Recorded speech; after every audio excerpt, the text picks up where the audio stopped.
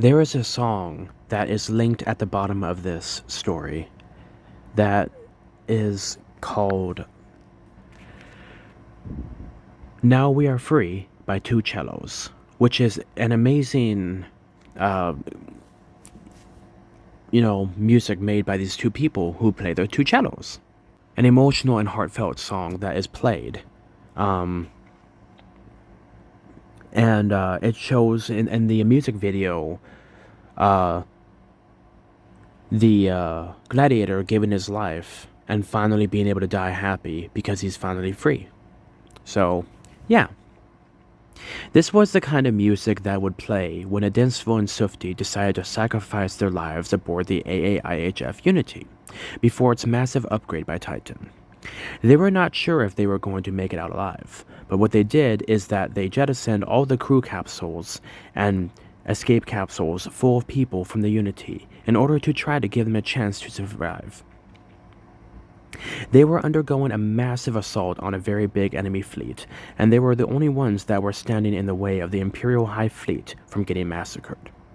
This was because the rest of the Imperial High Fleet was still awaiting their overhauls. So pretty much this means that the Unity has been hyper advanced, but is going to undergo another enhancement. However, the Imperial High Fleet, the rest of them, are a upgrade behind, and unfortunately one of those was a armor upgrade, so that makes them a bit more vulnerable, which is one of the reasons why the Unity is the battle horse of the fleet.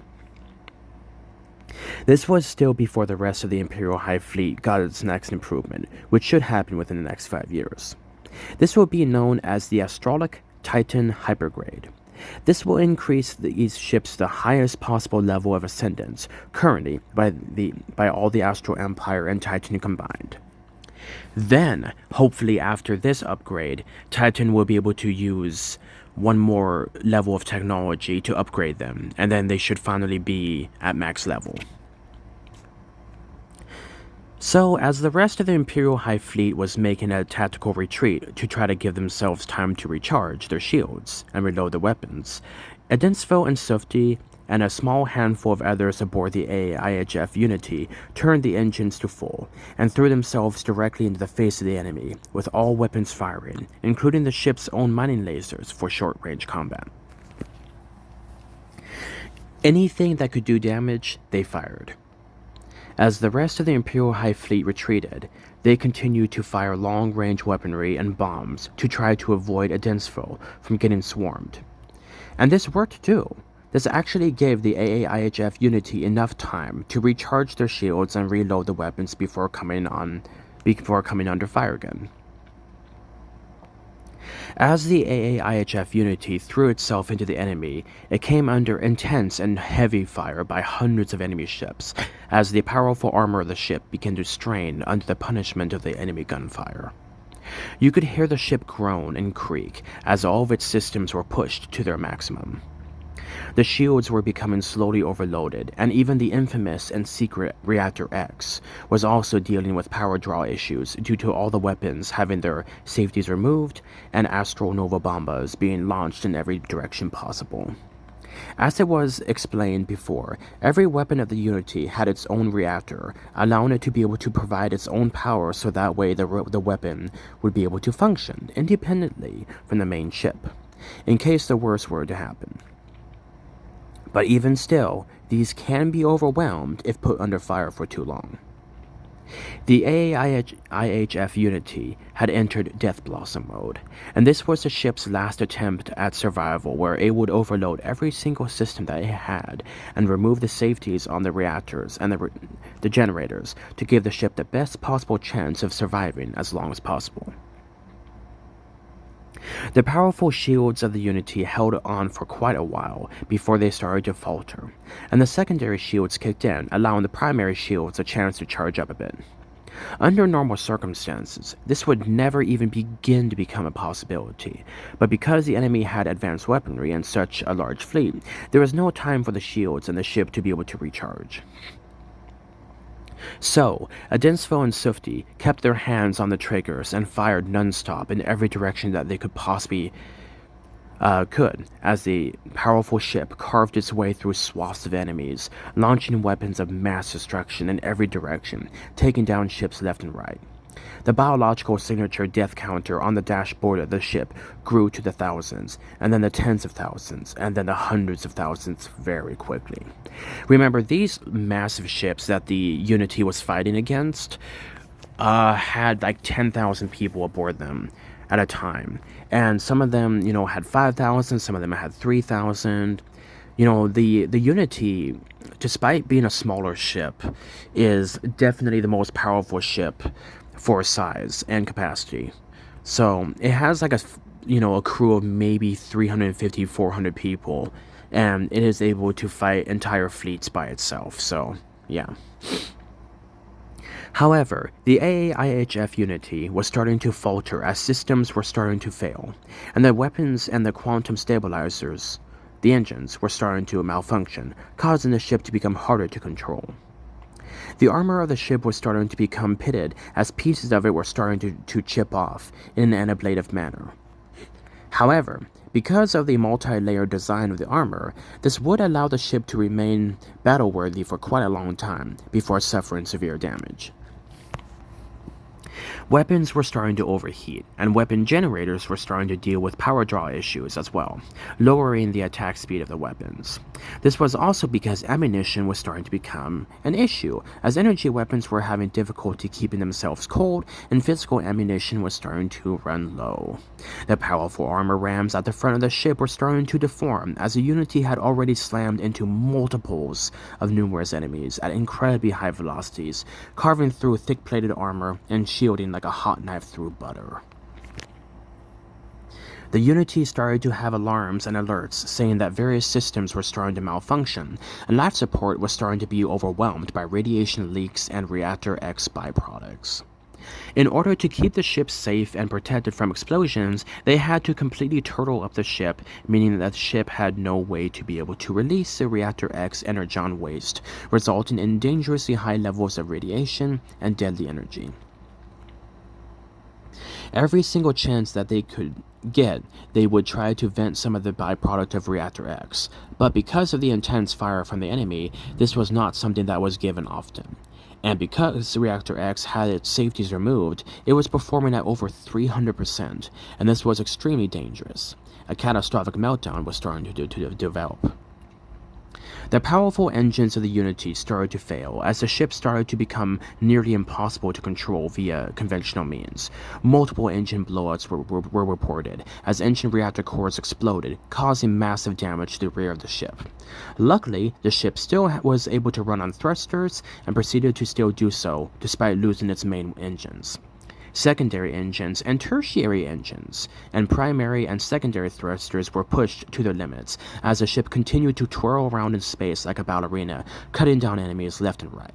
Despite the ship coming under heavy fire and becoming damaged, it was still a lethal and deadly foe to the enemy fleet, causing catastrophic devastation to the ships that it fired upon. This did, however, give the main Imperial High Fleet the precious time that they needed to come back and try to assist and go in for another frontal assault. Because the Imperial High Fleet was given this chance to recharge and recover, they were now ready to go in for another long-term attack, because they had time to prepare. However, they did not see just how desperate the situation had become for poor Densville and his people. However, time was quickly running out for the Unity as Adensvo and Sufti were starting to feel the effects of the radiation and becoming weaker by the second. Biomechanical components of the Great Wolf and biomechanical enhancements for Sufti, his mate, were starting to be put under strain as their biological components were starting to be affected as well. The ship started having more pieces of its armor blown off as its weapons started to fail. The armor rams snapped off in areas, resulting in the ship being less capable of ramming into enemy ships. Reactors of weapons started to shut down as they were reaching meltdown levels. Reactor coolant and contamination levels were starting to fail, or containment fields were starting to fail, and if they were not shut down, they would eventually explode, causing more devastation to the ship.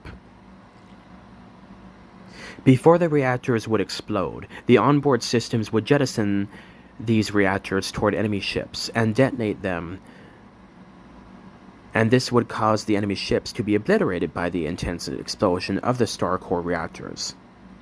However, because of this, the weapons would experience extreme withdrawals of power and would only be able to run at 30% capacity with their reactors.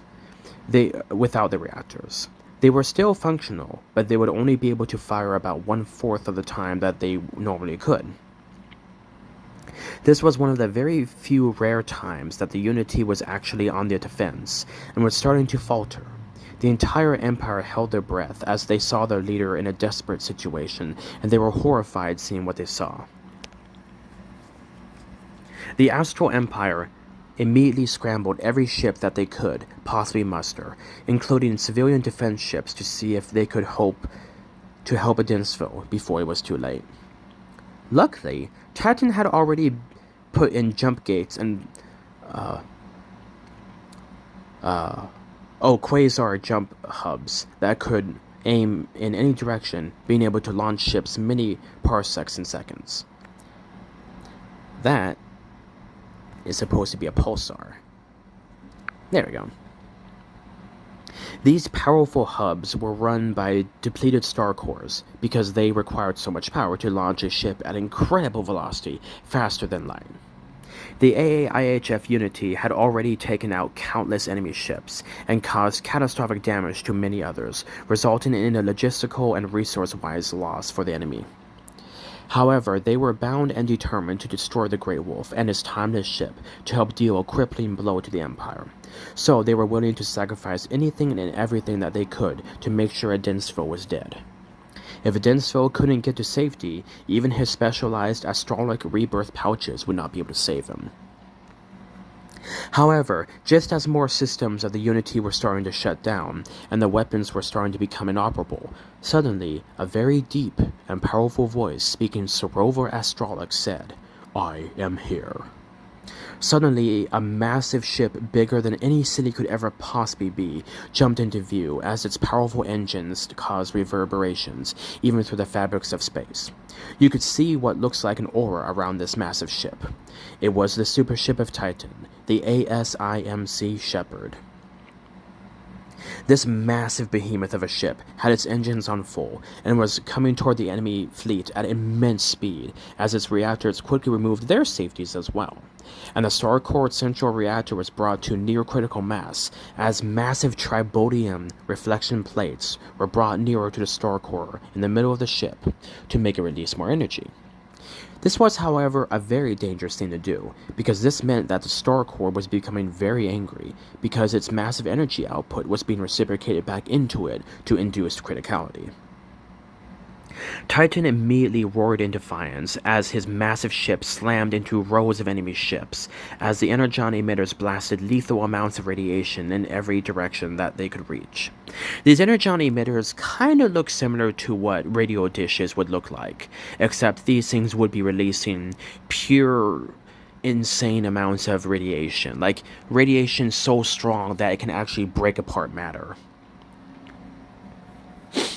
The powerful mining lasers of the ASIMC Shepherd had their safeties removed as well, and were firing in every direction, carving deep cuts, if not completely cutting enemy ships in half, as they passed over ship after ship. Luckily for Adensville and his fleet, Titan and his crew included a very large detachment of mining vessels, which were nearby harvesting a planet for its resources. This was a dead planet, so they had no problem harvesting it. So, when they saw the distress signals of the Imperial High Fleet, which you would never ever think would ever be used, he quickly jumped into action and ordered himself and his ships to come to the aid of the Grey Wolf and his best friend. Titan continued to pilot his absolutely massive ship like a ballerina through space. It was truly a remarkable and amazing thing to behold. This gigantic ship flipping and spinning and maneuvering around almost better than a small ship could. Its advanced quantum stabilizers were more than enough to provide the ship with incredible maneuverability, speed, and agility. Remember, the main star core reactor of Titan's ship is actually a neutron star. So pretty much the magnetic fields and the energy that are released by this incredible star um, means that not only is the star core small, like very small, but it is also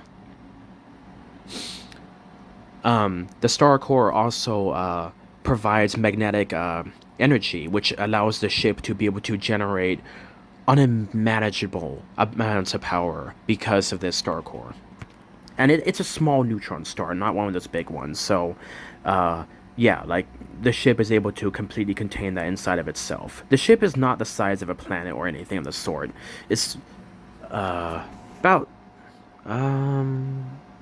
give me a second.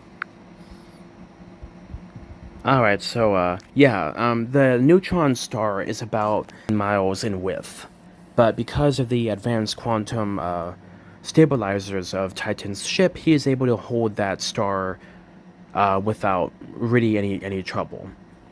And because of the gravity diverters, he's able to kind of feed that energy back into the star, so it doesn't cause the ship to collapse. So it's actually a really cool system. The ship actually uses the tribodium uh, reflection plates to actually cause the star to release more energy, and that actually puts pressure on the ship from the inside. So the ship actually does not get collapsed because the star pushes those tribodium plates outward, and that causes the ship to be able to maintain its shape and structural integrity without any trouble. That also makes the ship extremely hard to damage because it has the power of a star holding it up. So it's a really cool design of a ship that uses the energy of a star to provide its structural integrity. Because neutron stars they'll last for quite a while. So yeah, that is why his ship is able to do things and use gravity diverters to move the ship around in crazy maneuverability and stuff. Suddenly, thousands upon thousands of Shindova Imperial mining vessels jumped from all directions around the enemy fleet and started pummeling them with their own armor and mining lasers and other various things that they had aboard ships. Because of the advanced armor and powerful mining lasers of Titan's ships, these provided more than enough to fight the enemy one-on-one because the armor was made to slam into things. These ships were made to harvest accretion disks of black holes, harvest the cores of stars, break apart planets and asteroids and moons. These ships were made for heavy mining in extreme environments, so this was something that they would be used to. However, they did still have to be careful though, because the enemy did have piercing weaponry that was dangerous if hit too much by. However, Titan's mining ships showed no fear as they rammed into ship after ship, firing everything they had, which was all mining tools, but still proved to be extremely effective in cutting through ships and armor and shielding. And cutting through ships and armor. Oh, whoops. But pretty much the mining lasers are made to cut pretty much through anything, and they also have saws. They have it's called a plasma dagger, and pretty much what they do is that the ship uses its powerful energy, its engines and reactor to cause the plasma dagger to burn at like hundreds of thousands of degrees, and it is able to cut through large portions of a planet's surface. Remember, these ships are only about the size of a couple city blocks. Well, some of them. Some of them are bigger, like the Empire State Building, or even the Burj Khalifa, and then the other ones are smaller for smaller things. But they all do have plasma daggers, and these are essential in helping cut through chunks of a planet because they can go at a higher speed and across like flat parts of a planet. They can carve up mountains. It's really, really cool. So yeah, they also would be using plasma daggers to cut through enemies, not just lasers. They have tons of different things to be using to use for mining, and that also makes it so that way they can cut through enemy ships. So that's one of the reasons why Titan's fleet is not really bothered by enemy fleets, because they know they'll be messed up. The enemy fleet was completely surrounded by a bunch of very angry hornets that were bent on one thing, and that was death. Titan ordered them to fight at all costs and to kill everything that they could come across to make sure that they would not be able to come back and fight again. As the rest of the Imperial High Fleet came into view to help aid Dinsfo and Sifty, they saw a remarkable sight as mining vessels of all types were coming in and using everything that they had to fight the enemy fleet and to protect Dinsfo. By this time, multiple crew members of the AAIHF Unity had sadly already perished, at their posts as their muscles seized up and the triggers that they were holding were held down. They were literally fighting from beyond the grave as muscle memory took over. Their brains had already shut down, but because of their discipline and honor, they continued to fight up until the last breath. So their bodies, slowly losing electrical impulses, continued to fight in similar standards until their bodies finally ran out of energy and went limp. However, their hands remained aboard their fire control systems, meaning that their weapons were still firing even though they had sadly perished. A terrifying and heartbreaking sight to the people of the Astral Empire. Weeping could be heard in the streets of the Empire as they saw their dead comrades fighting from beyond the grave, as their bodies became limp but still continued to fire. They saw their friends and people that they admired draw the last breath as their eyes would roll back into their head and darkness took them. However, their bodies continued to fight. This was a horrible and grisly sight as news stations and television channels rolled the footage of this horrifying fight. Mothers covered the eyes of their children. Fathers did everything they could to hold back their tears. Mothers were weeping, and law enforcement officers and individuals watched these, stared in horror, seeing the situation aboard the Unity become desperate. The Astral Empire civilians roared in support and cheered for Titan and its ships as they quickly turned the tides against the enemy fleet, which was still quite massive at this time, despite losing a large amount of ships. Even during this, they were still calling in reinforcements to support their fleet, so that way they could still try to kill Dinsfo and put him down permanently. So as Titan and its ships were carving through enemy ships, more enemy ships would keep arriving, and this was starting to put the pressure on Titan and his ships. However, he continued to fight fearlessly and to finally destroying enemy ships left and right. To keep destroying enemy ships left and right. Titan continued to bombard the enemy ships with deadly blasts of quasar-level radiation, devastating ships and cooking ships where they were, and killing crews almost instantly. Multiple ships' systems failed as the quasar-level radiation tore through them, destroying components and giving lethal dosages of radiation to their crews. Titan was enraged when he saw just how damaged and desperate the AAIHF Unity was. This was a ship that he helped to create to help Dinsfo be safe and protected, and to continue to be on the front lines of his people. Seeing just how miserable of a state the Unity was in caused Titan to enter a blind rage, realizing that he had almost lost his precious and closest friend. He immediately ordered the rest of his mining ships to do whatever was in their power to make sure that they killed every single individual in the enemy fleet. Safeties were removed, and secondary generators and reactors were activated as mining lasers went from a gentle red and even a soft blue to horrific blues and violets that would have space warping effects around them. These overpowered laser blasts were only used for the most extreme targets. This meant that these lasers were burning at well over 450,000 degrees Fahrenheit. These powerful blasts of energy into the enemy ships carved deep into the bowels of the ships, causing decompressions and explosions, and crews to be incinerated as a laser cut through them.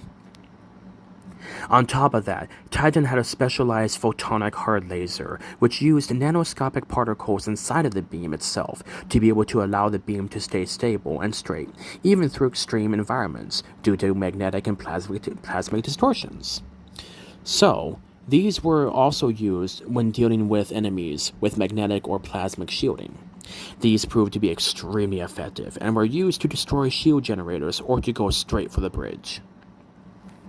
As it is, Titan was also ordering his ships to use their plasmic daggers. And because of them using their plasmic daggers, these ships would be able to ram into enemies and grind alongside them, cutting deep into the bowels of the enemy ship, devastating entire sections of the ship. So even if they couldn't use their lasers, they have multiple physical weaponry that they would be able to fight with. Melee weaponry. This was the first thing that, just remember, none of these are actually weapons. They can be used as weapons, but none of them are actually designated as true weapons. They are used for mining, but that also makes them extremely effective against ships. This was the first time that a full-scale mining fleet went on the offensive against a militarized enemy fleet. This would mark a new chapter to be written in the Mining Ships and Medical Ships Charter for the Universal Laws of Engagement. However, Titan would not abide by these rules, and he would vow that if anyone was to ever put his dearest and closest friend against foe in danger, no matter what the enemy had, he would do whatever he needed to assure the protection and security and survival of his closest friend, even if that meant he broke contract and the agreements and the rules of engagement. By this time, the enemy fleet was starting to be pushed back as many thousands more of Astralic Imperial ships came to the aid, as hundreds of thousands more came from the Allies, and even individuals who were not allied with Idensfo, but still admired him as an individual, came to help him as well. The enemy fleet had well over 40,000 ships, still with many, many more coming from their allies as well. They were planning to do an attack on one of Idensfo's allies. However, the Great Wolf was in their way, and he did everything he could to hold them back, to give his ally time to prepare. As he was fighting the enemy, he was sending calls to the ally, saying, "Hey, this person's coming to attack you. You need to prepare. I'm holding them back as long as I can." And because of this, Titan got involved, and this also gave more allies time to prepare and send fleets in order to support and aid Idensfo. The Unity had already taken out multiple hundreds of ships, but unfortunately was critically damaged and becoming less responsive. This meant that it now had become a floating brick in space with few working weapons and most systems having difficulty running. Reactor X was starting to overload and needed immediate cooling and containment, or else it would devastate the Unity once it blew up. Unfortunately, Reactor X had no way to be jettisoned, so time was of the essence. Titan, because he was such a forward-thinking individual, managed to bring one of his reactor core ships with him, and quickly had it go to the Unity to attach itself to the reactors and generators of the ship, and provide them coolant and other various containment pieces, so that way the ship could continue to function. Another reactor from the Unity jettisoned itself, just as it was nearing criticality, and detonated next to the reactor carrier ship, as the explosion obliterated a ship that was coming to ram the reactor ship. Armor scalding and burning was reported, but damage was minimal to non-existent. The powerful armor of this reactor core ship held up strong for the sole purpose of reactor explosions. Idensfo was injured during this time, and same was Sufti and the remaining crew that desired to stay along and fight by their leader. Many of the crew had already died that stayed behind, leading to a very grim and horrifying picture that was transmitted across the Allies and the Astral Empire. They were starting to become critically irradiated, and had already breathed in dangerous amounts of coolant and other gases, overwhelming their body's ability to filter out the toxic chemicals. Titan, also again for being a forward-thinking individual, had the second most advanced medical ship in known existence with him at all times to make sure that he and his crew were taken care of. So he also dispatched that medical ship over to the Unity to give aid to the Great Wolf and his mate, and the crew that were still aboard that ship, that were still alive. You could see what looked like fireworks as many thousands more allied ships and people who wanted to help came to help against foe as they came into view. You could see ships that only had light armament come in and help fight, and you could see ships that were more weapon than actual ship come in to fight. It didn't matter for those individuals, though. For the ones who came in to assist the Great Wolf against foe, if their ship had a weapon, then they were going to use that weapon, even if it meant putting their own lives at risk. Tens of thousands of Protector-class hyperwarships came from the Empire, and many thousands more were coming later. Were coming after them. And they quickly provided a wall of solid ship to push the enemy toward the Allies to help finish them off. You would also be able to see the non-ally ships streaking through the enemy fleet at incredibly high speeds, bombarding them with whatever their weapons were able to do. Compared to the Astral Empire, their weapons were underpowered, but these individuals fought with ferocity and vigor that would even rival the most loyal soldiers of the Great Wolf. Their ships came in massive droves, like angry hornets, taking on larger enemies. You would actually see cruisers and transport ships and anything that had a weapon on it swarming large capital ships, pummeling them with everything that they had, despite losing some of their own. They continued to fight with everything that they had to ensure the Great Wolf's survival and the destruction of the enemy. Titan by this time had enacted a very special role that would only be used in desperate times. Titan for a short time had become leader and ruler of the Astral Empire, as he saw a dense foe not medically fit to rule until he was healed. This happened extremely rarely, and only a small handful of times, but this was one of the few times that the Grey Wolf, for his gallantry and self-sacrifice, suffered greatly because of it.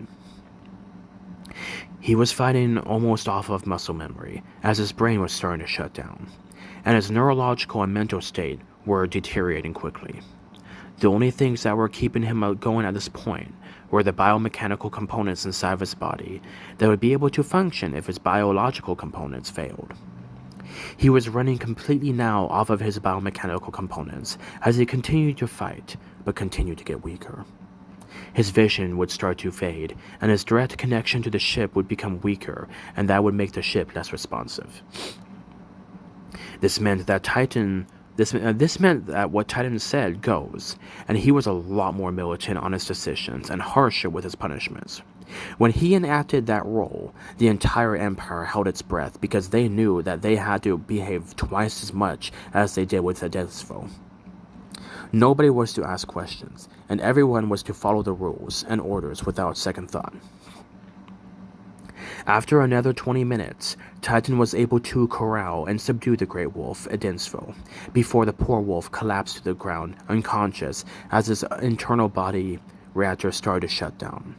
Time was of the essence to get him on life support, and to filter out the toxicities inside of his body, and to replace components as quickly as possible to keep him alive. The astralic rebirth pouches were quickly brought up in case the Great Wolf was about to perish, but Titan, knowing just how expensive and vital these AARPs were, knew that it would take another 100 years to have enough resources and biological information for a dense foe for another one to be made. So, to avoid using these vital pouches, with only two, which there were only two available, if he could help it, he would use whatever means necessary to keep his friend alive, and not use their rebirth pouches. After he had finally carried his friend to the Advanced Intensive Care Unit and got him into a specialist reconstitution chamber, he stood there by his friend as the battle raged on, waiting to see the vitals of his precious friend stabilize. After about 20 minutes of intense work to attach a dense fold to the various machinery inside the chamber, his vitals were starting to stabilize, and the degradation of his body seemed to halt, as the toxins in his body and his lungs were starting to be removed. During this time, his mate Sufti was also put inside of a reconstitution chamber in the next room over, as her condition was not as severe as Adin's but it was still very severe and resulted in her being in critical condition. It was reported that they had to pry her fingers off with tools from the fire control system to the ship as her body became weaker and she became unconscious. After almost breaking her fingers to get her off of the fire control system, they quickly rushed her to the advanced intensive care unit of the ship and got her stabilized and then into the chamber. For the surviving crew of the Unity, it was said that there was a 40% fatality rate of those who stayed aboard, which was an astronomically high compared to the normal, usually 0. It was estimated that about 250 individuals perished. 200 individuals perished. Well, no, because a large portion of them got jumped out, so I'd say about 75. Yeah, sorry about that.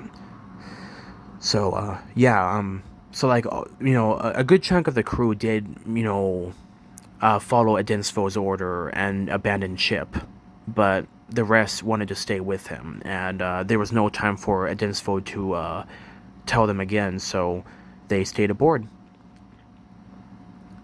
It was a devastating and horrific loss of the crew of the Unity, as it was said that another 10% died while in medical care, and then a remaining 40% had long-term medical conditions and health degradation because of the extent of their injuries and damage to their bodies. It was only a 5% that survived with minimal injuries, and then the last 5 that survived with no injuries, but psychological trauma. They also saw their friends die before their eyes, and it caused them to suffer chronic PTSD. A couple of them would take their lives a year later because they were in such a deteriorated emotional state.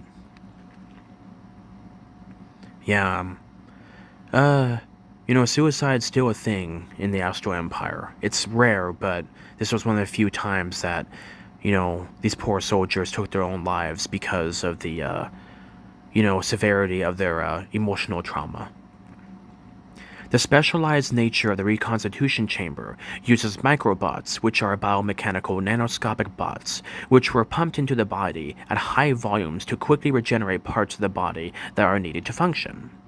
The unfortunate side effect of these bots, however, is that sometimes, just like viruses, they can have occasional corruptions and cause themselves to malfunction. However, because of the intense and massive scale of billions of tiny robots being used, these specialized robots were able to correct each other if they sensed something is amiss. Titan continued to stay by his friend until he was assured that Adin's condition was stable and was slowly starting to improve. Then, after this, he returned to his ship, the ASIMC Shepherd, and crowned it as the flagship of the now superfleets that were raging against the enemy. During this entire time, the enemy was continuing to call in massive swaths of reinforcements, as thousands of more of their ships were coming in, and these were massive capital ships that dwarfed most of the ships that they were fighting against. This was a war of attrition, and a war that must be won at all costs. Titan, as his first order as temporary leader of the Empire, ordered that this entire enemy fleet be exterminated and that every single individual of that fleet be killed. None were to survive, and none were allowed to go back home. They were all to be killed no matter what. Their ships would be harvested for materials and would be used as reminders to not harm the Astral Empire or its allies. Any bodies that would be recovered from the wreckage would not be sent back home to their empires. They would be harvested for anything that was useful, and then the rest thrown into a star. The ultimate act of disrespect and defiance against the enemy empires. An act that Titan would never ever be thought to actually commit. What turned from tens of thousands quickly turned to hundreds of thousands of Protector-class hyper-warships from the Astral Empire, as they quickly swarmed in to provide as much fire support as possible and to get the enemy away from the Unity. Hundreds of thousands of capital-class ships came from the allies of the Empire. Hundreds of thousands more of small cruisers and frigates and other such ships that had weapons on them were quickly sent as the enemy fleet continued to have more reinforcements calling in. Titan quickly used his mining ships to drag the crippled Unity out of the battle and aboard a specialized, hyper-advanced reconstitution mobile shipyard. This was something that Titan always kept with him, just in the off chance that one of his ships or one of the Imperial High Fleet ships underwent catastrophic damage.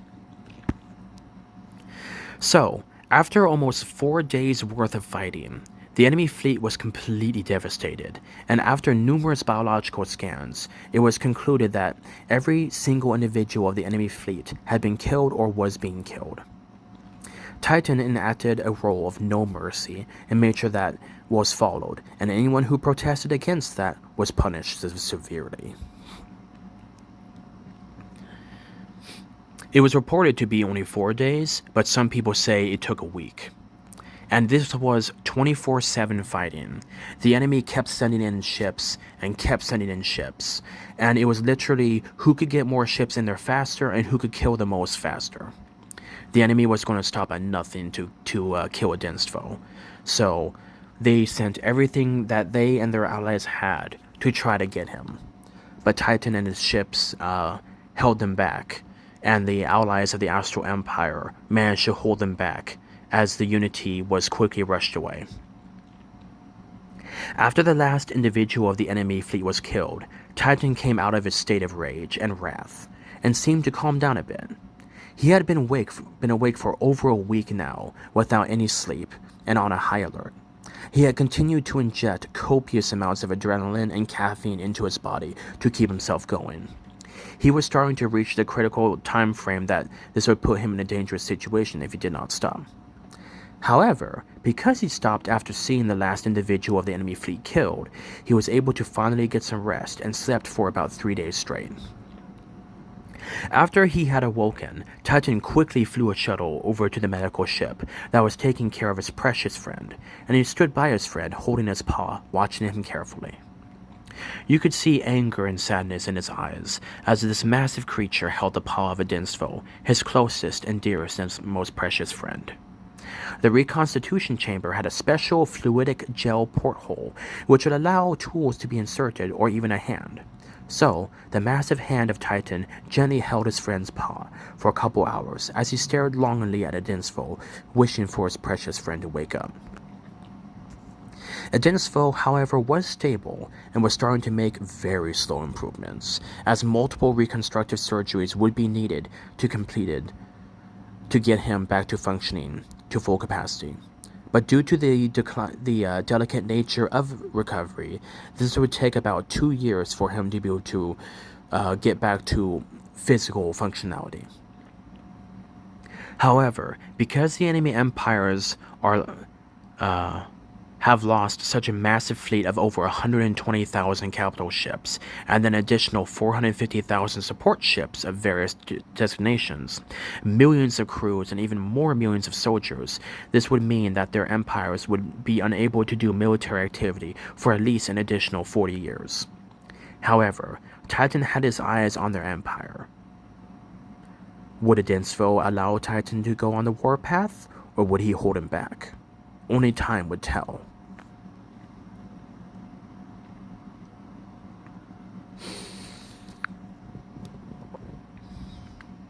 Because a dense foe was connected directly to his ship, the AAIHF Unity, his body underwent multiple power surges and neurological disruptions, causing him to fall into a deep coma for nearly a month.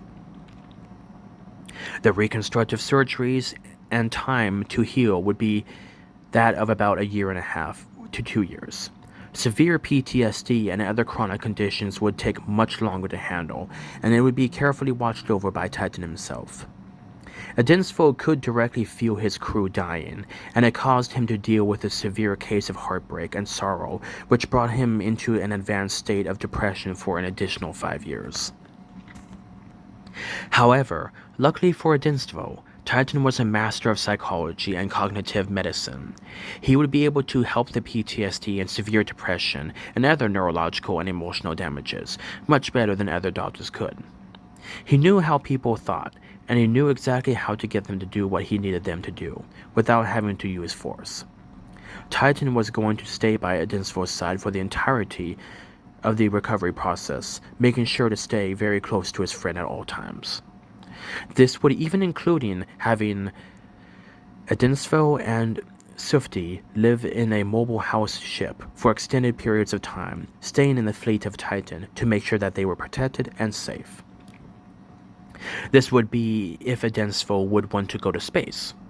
Otherwise than that, he would stay on the capital planet of the Empire and undergo rigorous medical attention and emotional reconstructive therapy.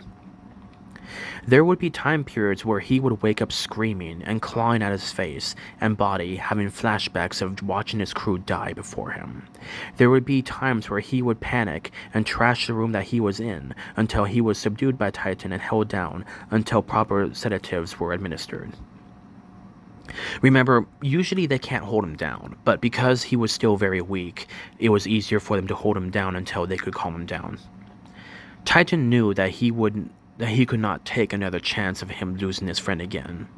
So he spent these next 2 years personally developing advanced biomechanical components for the Great Wolf, including reconstitution modules and other amazing advancements to his body that would allow Adinstvo to be multiple times harder to kill and much more advanced. Titan was one of the only individuals ever who was actually allowed to work with Astralic Dark Tech. Astralic Dark Tech was a advanced and final ascension of the advanced technology that only the Great Wolf Adinstvo was allowed to use. So Titan, being allowed to actually use this technology and work with it under the supervision of the Astral Moon, was a massive sign of respect and responsibility. The upgrades to Adinstvo, because of Titan, would be monumental and astronomical. This would hopefully prevent a situation like this from ever happening again. Side note, Astralic Dark Tech is seen as the unholy amalgamation of the purest of technologies and the most sacred, being merged with one of the most evil and ancient and terrifying technologies to ever exist. Dark Tech was known to be around near the start of the universe, and it was said to drive people who used it insane and would turn them to be psychotic and evil. Dark Tech is said to be like a deep abyssal black with crimson auras and energies. It rarely ever shows other colors than those two, and the technology has a dark aura around it. So, because Dark Tech does not affect Adinstvo or Titan, both of them are allowed to use it by universal law. Now, they don't really care about universal law, but they still do try to adhere to it when they can. So, Adinstvo and Titan have both found ways to be able to merge Astral Tech and Dark Tech together. So, which is one of the reasons why it's called Astralic Dark Tech. And this technology is said to be astronomically more powerful than Dark Tech or Astral Tech by themselves. Because these two technologies are now working in unison and working, it's like blue and red, which make purple. Pretty much the technology is purple now. So it's this amazing amalgamation that still has the corrupting side effects, but for those it doesn't affect, they are able to use incredible and insane power at their disposal.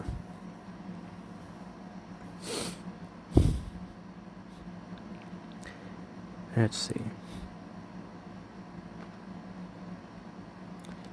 The upgrades to Adensville because of Titan would be monumental and astronomical. This would hopefully prevent a situation like this from ever happening again. Swifty would also undergo rigorous and severe treatments as well, due to the damage done to her body as well. Seeing her love and her mate nearly die before her, she would also undergo chronic PTSD and would often wake up in a panic looking for her mate Adensville, hoping that she had not lost him. She would also undergo massive improvements with astralic dark tech from Titan, and this would allow her to be ascended into the Astral Dragon. She would be the third individual that would ever reach Astral status.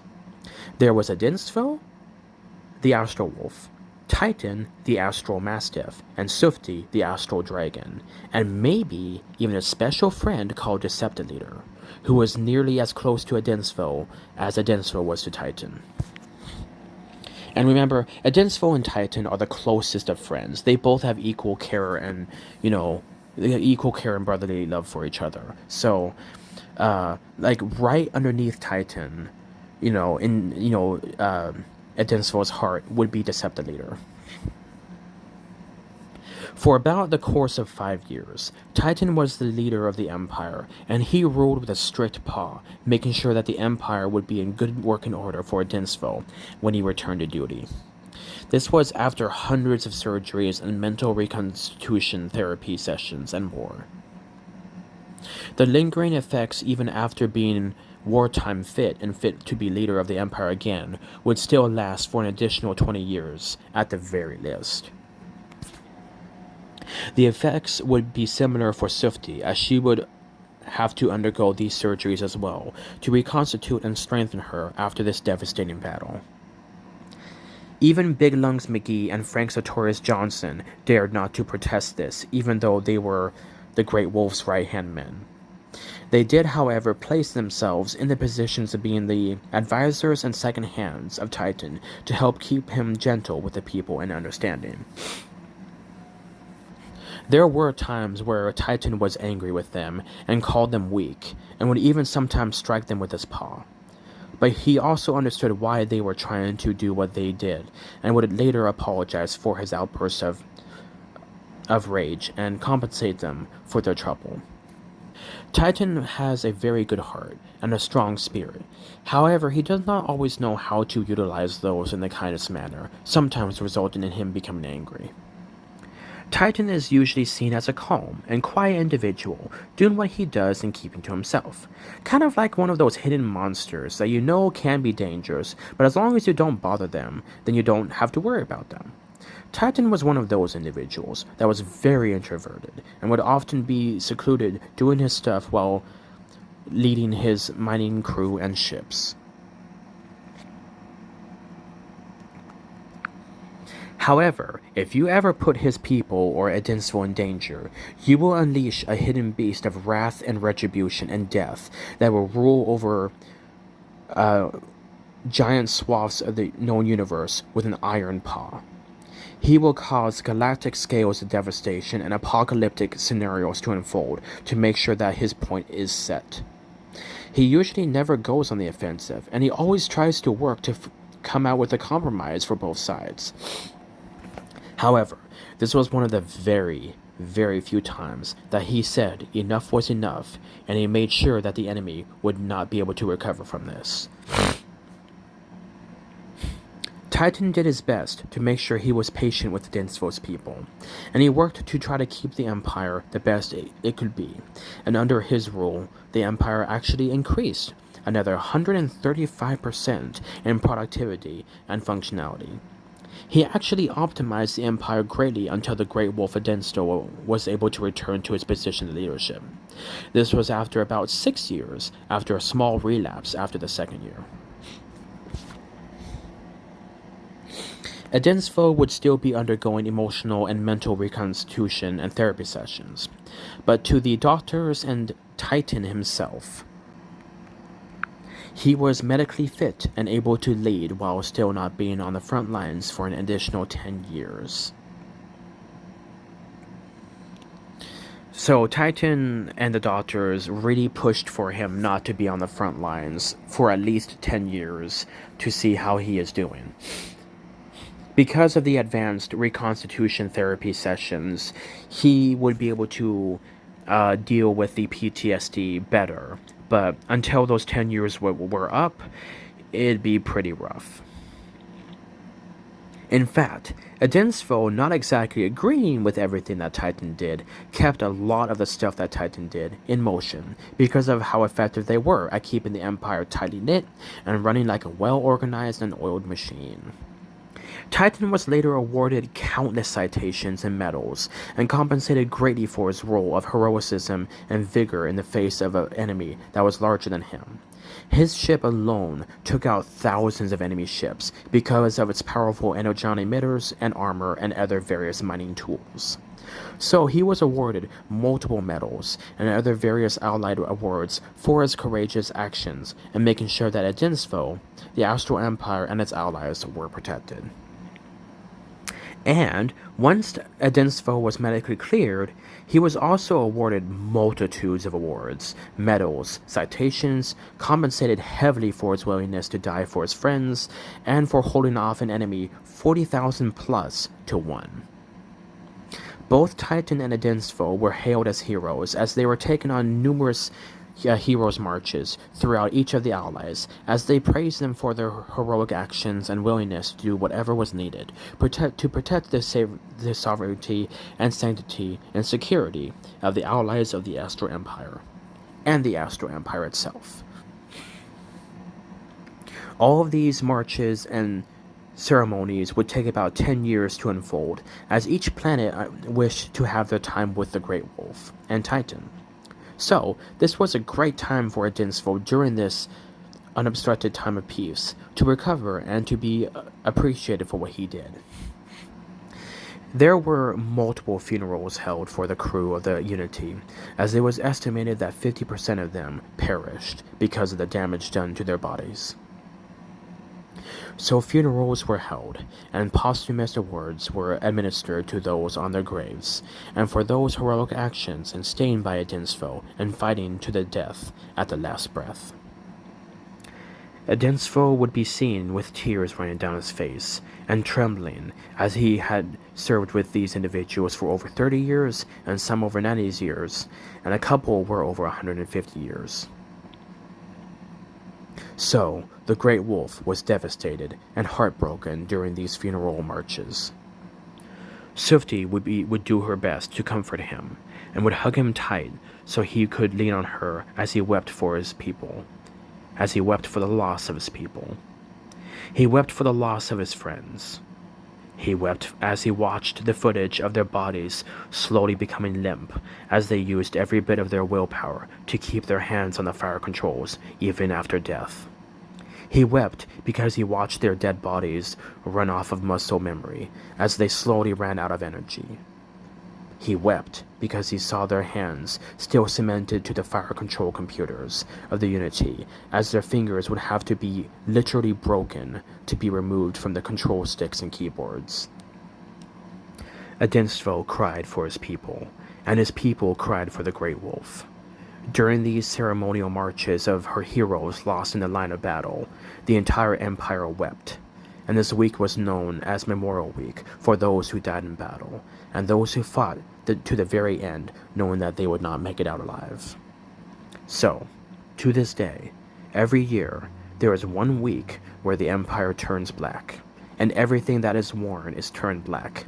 Dishes are put away, and black ones are put in place. Silverware is turned black. Engines are turned down low so they can appear black.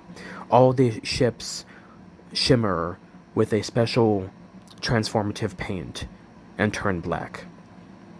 The buildings are contrasted in black, and shrouds of black are put upon everything. This entire week is known as the Week of Mourning. The entire empire and all of its vehicles and everything that there is turned black as a sign of respect and mourning for those who have been lost in the line of battle. The empires and the allies, and those who weren't even part of the alliance, were also given citations and awards for willing to put their lives on the line and save their friend. Even the families of those who were lost in the line of battle and the line of duty were not part of the alliance were also compensated greatly, and were put in the Hall of Heroes in honor of those individuals who died knowing that they were outgunned. But they still showed up and fought knowing that they could make at least a little bit of a difference. They would. All of these individuals were given great recognition and were praised for the gallantry and valor in battle. In fact, because of this, a new coalition was started that would be known as a satellite ally of the Astral Empire. It would be known as the Military Forces of the Republic of Benevolent Peoples and Organizations for Universal Good. This new ally of the great Astral Empire would be seen and a massive portion of the uncharted quadrant next to the Eslovakian Empire. It was estimated that over the next 2 centuries, these people would be assisted by the Astral Empire, and their planets would be moved into a position where they could be easily protected, and would be able to protect themselves and others. This would be a massive boost to the allies, and would actually be known as the largest ally to the Astral Empire, even though they were not the most powerful. However, this would allow the Astral Empire to be able to reach further into the universe and have greater relationships with those around the universe.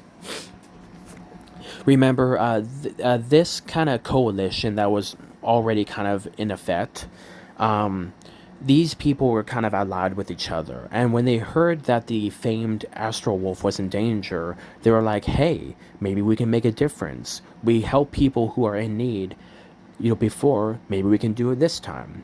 So most of those planets sent whatever ships that they could to help aid Adinsfo, and that actually helped it helped slow down the enemy's influx of enemy ships, because there was upwards of a couple, of like hundreds of thousands of their ships, the MFRBPOUG ships, like a couple 100,000 of them came. Even if they only had a couple weapons aboard their ships, they would still, send whatever they could to hopefully help. Because Adinsfo was farther out than normal, so, they were one of the nearest ones that were there that could help. So because they sent such a large detachment of ships, that caused the enemy fleet to actually step back for a moment and be like, what the heck? And then, even though they lost, ships of their own, the Good People's Republic still fought with, everything that they had and swarmed enemy ships, devastating them. The MFRBPOUG, or known as the Good People's Republic, would truly be one of the most valuable additions to the relationship with the Astral Empire to date, and their friendship is expected to last until the end of time, where the Great Creator comes back and remakes everything and turns everything good. On top of that, this Good People's Republic is said to have one of the biggest, if not the biggest, military force by number and volume to exist after the Astral Empire and the Eslovakian Empire. It is said that within the next 2 centuries, this coalition of peoples will have a massively updated military force, which will turn them into one of the most powerful militaries to ever exist. This is the Astral Empire's thanks to these people for willing to throw their lives on the line to protect somebody that they barely knew. But it was somebody that they respected greatly, so they came to fight knowing that they were fighting against an enemy much larger than themselves. So the Good People's Republic actually made the major bulk, the majority of the first responders to the enemy fleet, and they were actually able to successfully hold back the enemy fleet until the main bulk of the Astral Empire were able to get their ships up over there. The Estrovakians and the Good People's Republic and the Astral Empire were the three main individual groups that fought against the enemy. Then the Tyrudians and the Junovarians and the Etherians and a couple other empires that were able to get some ships over there also continued to help fight. But the majority of the fighting was actually done by the Good People's Republic, the Estrovakians, and the Astral Empire. And also Titan. Titan also is actually is also a group. Titan is actually technically not part of the Astral Empire, even though he is given full astralic, rights and protection. Titan, even though he considers himself part of the Astral Empire, chooses to remain as a separate entity, kind of a para section of the empire. So this pretty much makes it so that way his ships are protected universally by all empires and other such groups of people, because he is technically, quote, not part of the empire while still being part of the empire. So that pretty much makes it so that way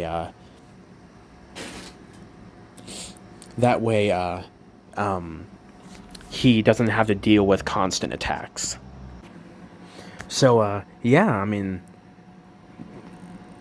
it's really, really cool that these four groups worked so hard to help Adinstvo.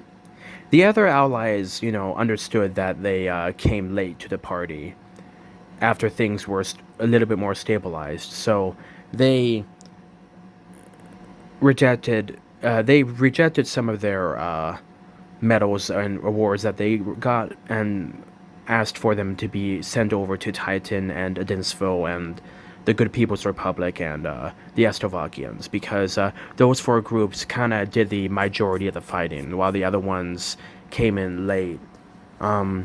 Usually it doesn't take him days to get to Adinstvo, but this was one of the farther outreaches of space, even at maximum speed. So, many light years later. The quality of life on these worlds of the Good People's Republic would grow exponentially, and the military forces would also grow in power exponentially. And they would be seen as one of the closest friends to the Astral Empire after this happens. In fact, on the day of this battle, this day was put as a day called the day Titan showed his fangs, and Titan the Hidden Hero. Even 35 years later, this day, every year is celebrated by all the allies of the Empire as an homage to this great hero who went above and beyond the call of duty to not only save Adinstvo, but in his time as leader, greatly improving and optimizing the Astral Empire, and then relinquishing command back to the Great Wolf with grace and honor. It is now estimated that it took about 9 years for Adinstvo to gain control back again, just because of the various effects of the things that he was suffering from, and just because Titan, really wanted Adinstvo to have a little bit of time to rest. So Adinstvo understood and, told his people what was going on. And his people, although a little skeptical, were understanding of why he made that choice, and it proved to be extremely effective. And Big Lungs McGee and Frank Sartorius Johnson both helped Titan make great decisions, and they did run major decisions by Adinstvo, just to see what he thought. And pretty much they almost always came up agreeing on the same thing. So this was a very, very good choice that Adinstvo made. In fact, the people wished to have Titan as secondary leader of the Empire, just like I said, permanently, because of his amazing leadership skills and quickness in making decisions for the betterment of the Empire and the people. Even though Big Lungs McGee and Frank Sartorius Johnson are jealous about this, they will continue to do their jobs as right-hand men for these two, whatever may come, with honor and grace and fervor. Titan is the definition of a true friend, and will always be in a Denso's heart as his closest and most trusted and precious friend.